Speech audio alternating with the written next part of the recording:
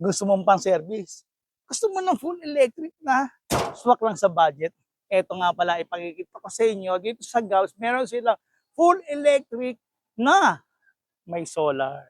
Diba? Bibihira yan ha, i-car mo may solar. At ang maganda nito, naka-only aircon ka pa. Dahil sa sobrang dami ng aircon na to, malamang hindi ka na pagpapawisan pa. 1, 2, and 3.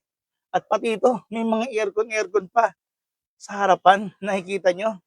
Ang ganda ng steering wheel niya. Dito naman, nakikita nyo yung mga driving mode. May mga button dito na para sa mga switches, para sa headlight nyo or sa mga busina. Dito meron tayong pwedeng paglagyan dito ng mga gamit. Meron tayong pang wiper, yan. Meron tayo, nakikita nyo, yan. Sa may panel niya, makikita nyo yung speed natin, yung battery level, yung voltmeter. Meron tayo. At ang kagandahan nito, may reverse din siya. Ayan, ayan. May reverse, makikita natin sa, ayan, may reverse, tingnan nyo. Yung naka-automatic pa pala yung wiper niya. Nakikita nyo, ha? May reverse siya para pag atas-atas natin, wala tayong maging problema. Ayan. Pag drive, napakasarap gamitin. Pero mamaya, ipapakita ko sa inyo kung paano natin ito gagamitin. Pero dito pa lang sa loob, nakikita nyo, up to 5 seaters. Meron dito, isa, dalawa, para sa kadate mo o sa misis mo.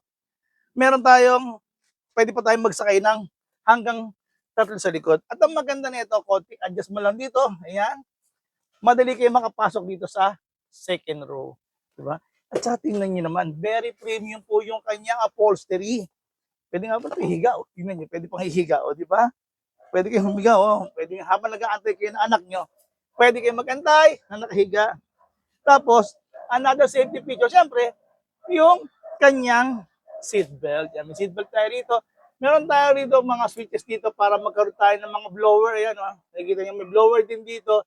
Magkabilaan siya, magkabilaan. Meron pang pailaw din dito. At ang kagandahan nito, kung talagang gusto niyo namang makalanghap ng mga sariwang hangin niya, pwede tayo. May sunroof din siya rito. Ayan, makikita nyo naman. Tapos sa likod, napakalaki rin ng mga ano niya, ng mga mirror.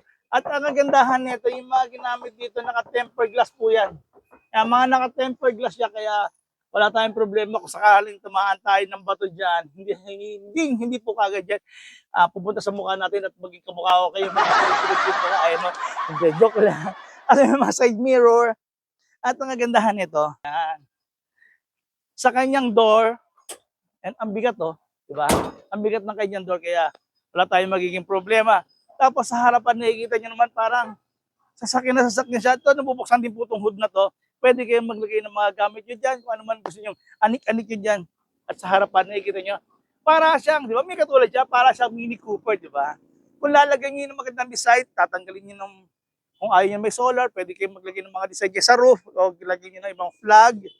Sa harapan, meron siyang mga grill din dito. Ito nga pala, yung kanyang gulong. May mga design din po siya, mga hubcap niya. At ito lang po, masasabi ko sa inyo, ito po yung e-car na, grabe, may extra tire. Ito lang po siya. Ito lang po talaga yung e-car. Punta na ako ng mga ibang brand ng mga electric car, no? Wala silang mga extra tire.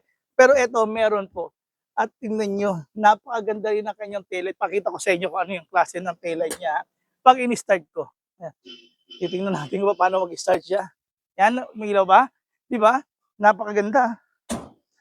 Para siyang Mini Cooper talaga. May mga design siya rito for another safety, no? At saka ito maganda nito. May controller kayo ng kanyang solar. Diba? Ito nga po pala is, at ang gandahan nito, naka 32 amperes. Malaking malayo at mabilis rin yung inyong matatakbo kasi nga naman sobrang lakas ng power naman nito. Kaya kung ako sa inyo, no, tatanong nyo ang presyo? Okay, sige. Ipa-price reveal ko na po sa inyo. For only 180,000 pesos, meron ka ng naka-solar ka ng e-car, may only aircon ka, di ba? Walang iba. Matatagpuan nyo lang ito sa number one, dito po sa Gabs Bike and E-Bike Warehouse. Dito lang po ito sa may Marikina, no? Kaya pang inaantay nyo, lumusob na kayo. Sobrang ganda nga naman ito. Pang service o subdivision nyo. Sa mga secondary road, pwede po ito. Wag na sa main road. Oo.